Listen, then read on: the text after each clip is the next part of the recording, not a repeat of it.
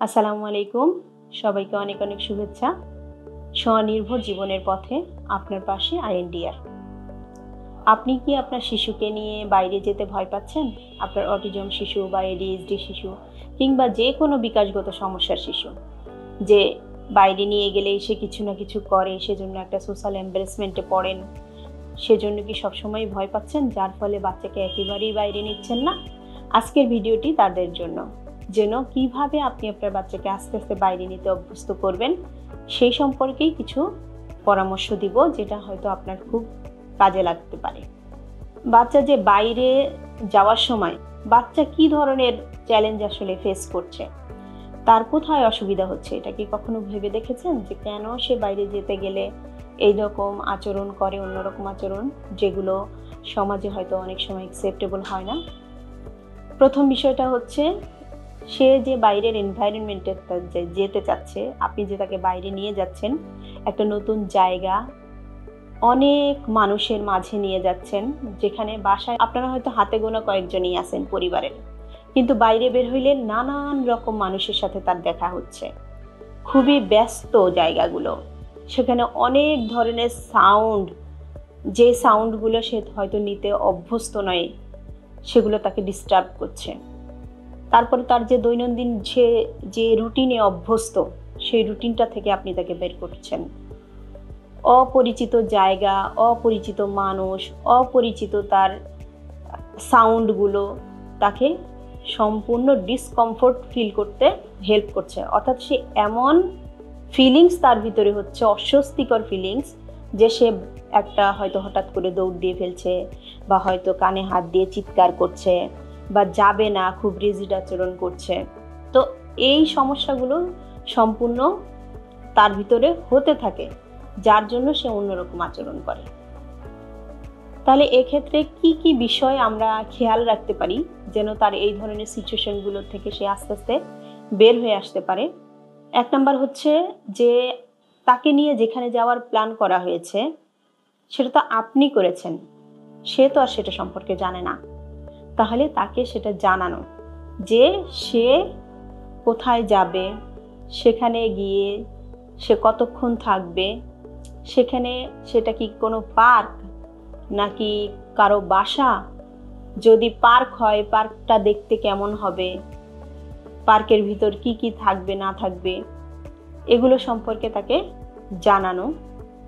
যদি কারো বাসা হয় তাহলে সেটা কার বাসা, তাকে কি সে চেনে কিনা, তার সম্পর্কে সে জানে কিনা, তাদের ছবিগুলো তাকে দেখানো, এবং সেখানে গেলে সে কি কি পাবে, কি কি দেখতে পাবে, সেটুকু তাকে জানানো, এবং কতক্ষণ সেখানে সে থাকবে এবং কখন সে বাসায় ফিরবে, এই বিষয়গুলো সম্পর্কে আগের থেকেই তাকে ধারণা দেওয়া। তো আগের থেকে এই ধারণাগুলো তাহলে কিভাবে দেওয়া যেতে পারে? সুন্দর করে সোশ্যাল স্টোরিজ বানাতে পারেন, যেগুলো দিয়ে আপনি তাকে পড়ে পড়ে শোনাবেন। তার সাথে অবশ্যই ভিজুয়াল স্কেডিউল লাগবে, যে ভিজুয়ালি তাকে সবগুলো দেখাতে হবে, যে আজকের দিনটা কোন দিন, আর সেখানে আপনি সেটা পেস্ট করে রাখলেন। তারপরে কখন যাব, সকালে নাকি বিকেলে, সেটা জানালেন ছবি দেখিয়ে দেখিয়ে। তারপরে কোথায় যাচ্ছি, পার্কে যাচ্ছি নাকি আন্টির বাসায় যাচ্ছি, আপনি সেটা ছবি দেখালেন। সেখানে কারা কারা থাকবে, পার্কে গেলে পার্কের পরিবেশটা কেমন হতে পারে, একটা ছবি দেখালেন। আন্টির বাসায় গেলে আন্টির বাসাতে কে কে থাকবে, সেটার একটা ছবি দেখালেন। এইভাবে করে আপনি ভিজুয়াল স্কেডিউল এবং সোশ্যাল স্টোরিজ মিক্স করে করে আস্তে আস্তে তাকে যদি প্রিপেয়ার করেন, আগের থেকেই প্রস্তুত করেন, যে হ্যাঁ আমরা এই জায়গায় আজকে যাব, এখানে গিয়ে আমরা এই মজাটা করব, করার পরে আমরা বাসায় চলে আসব, তাহলে তার কিছুটা ধারণা হলো এবং সে জানলো যে হ্যাঁ আমি এখানে যাচ্ছি। সে একেবারে আনসিন বা আননোন কোনো কিছু তার কাছে না, তখন সে কিছুটা হলেও এটা সম্পর্কে অবগত আছে। তারপর যাওয়ার আগে আমরা কি করতে পারি, তার জন্য কিছু পোর্টেবল সেন্সরি স্ট্র্যাটেজিস ফলো করতে পারি, যে মানে যেটা আমি বহন করে নিয়ে যেতে পারি, যেই সেন্সরি টয়েসগুলো সে পছন্দ করে, যেই জিনিসগুলো সে সাথে থাকলে কমফোর্ট ফিল করবে, এরকম কোনো একটা বক্সের ভিতর করে ছোট হোক, ছোট করেই বক্সের ভিতর করে নিয়ে যেতে পারি। তাহলে সেখানে সেটার ভিতর কি কি থাকতে পারে, হয়তো কোনো ফিডজেটিং টয়েস আছে যেটা সে পছন্দ করে, কোনো কিছু ঘোরাতে পছন্দ করে, কিংবা কোনো কিছু শেকিং করতে পছন্দ করে, এরকম ওর পছন্দের কোনো কিছু আছে, তাহলে সেটা ওই বক্সের ভিতর রাখতে পারি। কিছু সফট টয়েস রাখতে পারি বক্সের ভিতরে, কিছু এমন রাখতে পারি যেটা হচ্ছে ল্যাপ প্যাড টাইপের, যে একটু ওয়েটেড, যে কোলের উপর সে রাখতে পারে, রেখে কমফোর্টেবলি বসতে পারে, এরকম কোনো কিছু থাকতে পারে। তারপরে কিছু গাম টাইপের থাকতে পারে, চুইং গাম, অথবা কোনো টক ধরনের কোনো খাবার যেটা সে পছন্দ করে, এরকম কোনো কিছু থাকতে পারে। টফি টাইপ কোনো কিছু থাকতে পারে, যেগুলো তার জন্য কমফোর্টেবল, যে যদি তাকে দেওয়া হয় তাহলে সে নিজেকে শান্ত রাখতে পারে এবং বাসায়ও সে এই জিনিসগুলো নিয়ে কমফোর্টেবল থাকে। তাহলে অল্প কিছু জিনিস তার সাথে করে নিয়ে যেতে পারি, যেন সে এগুলোতে নিজেকে ব্যস্ত রাখতে পারে। তারপরে কিছু সেন্সরি ডায়েটের জিনিস, সেগুলোও ব্যবহার করা যেতে পারে। যেমন সে হয়তো দোলনা পছন্দ করে বা কম্প্রেশন পছন্দ করে, সেগুলো হয়তো তাকে আগের থেকে দিয়ে নেওয়া হলো, দিয়ে নিয়ে তাকে রেডি করা হলো যে হ্যাঁ তুমি এখন রেডি, আমরা প্রস্তুত, এখন আমরা যাব।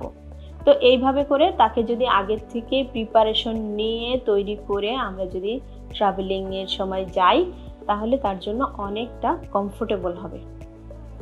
কখন ফিরবো, তারপর ফেরার পরেও তাকে কমফোর্টেবলি তার যে বাসার যে জায়গাটাতে সে থাকতে পছন্দ করে, যে জায়গাটা তার জন্য হয়তো খুব সহজ এবং সে ওখানে বসলে বা শুইলে সে শান্ত হয়ে যাবে, জিনিসগুলো পেলে সে শান্ত হয়ে যাবে, তাহলে সেরকমটা বাসার পরিবেশটাকেও সেরকম করে রেখে যেতে পারি, যে এসেই সে সেই জায়গাটাতে থাকবে। এবং সে যে বাইরে গিয়েছিল এতক্ষণ ধরে, যে সে একটা স্ট্রেসের মধ্যে ছিল, যে একটা অস্বস্তিকর অবস্থায় ছিল, যে কখন বাসায় ফিরবো, কখন আমি আমার নিজের জায়গাটাতে যাব যেখানে আমি ভালো ফিল করি, তখন সে এসেই যেন সেই জায়গাটাতে সে ঢুকতে পারে। সেই অবস্থাটায় যদি তাকে নেওয়া যায়, তাহলে সে এই পুরা জার্নির সময়টা অনেকটা কমফোর্টেবল থাকবে এবং তাকে নিয়ে এই ধরনের ট্রাভেলিং নিয়মিত করা যাবে। তো আজকে এই পর্যন্তই। যদি এর পরেও কোনো ধরনের সমস্যা বাচ্চাদের থেকে থাকে, কারণ অটিজম বাচ্চাদের সেন্সরি ওভারলোডের ব্যাপারটা অনেক এমন, যে এটার জন্য যদি সেন্সরি ইন্টিগ্রেশন থেরাপি বা সেন্সরি ডায়েট প্ল্যান ঠিক মতো রেগুলারলি মেনটেন না করা হয়, তাহলেও কিন্তু তার হঠাৎ করেই সে অশান্ত হয়ে যেতে পারে। সেজন্য অবশ্যই তার জন্য নিয়মিত থেরাপির ব্যবস্থা থাকতে হবে এবং সে সেই থেরাপিগুলো নেওয়ার ফলে কিন্তু আস্তে আস্তে নিজেকে কাম ডাউন করতে পারবে। তো সবাইকে অনেক অনেক ধন্যবাদ। নতুন কোনো তথ্য নিয়ে আবার আপনাদের সামনে আসবো।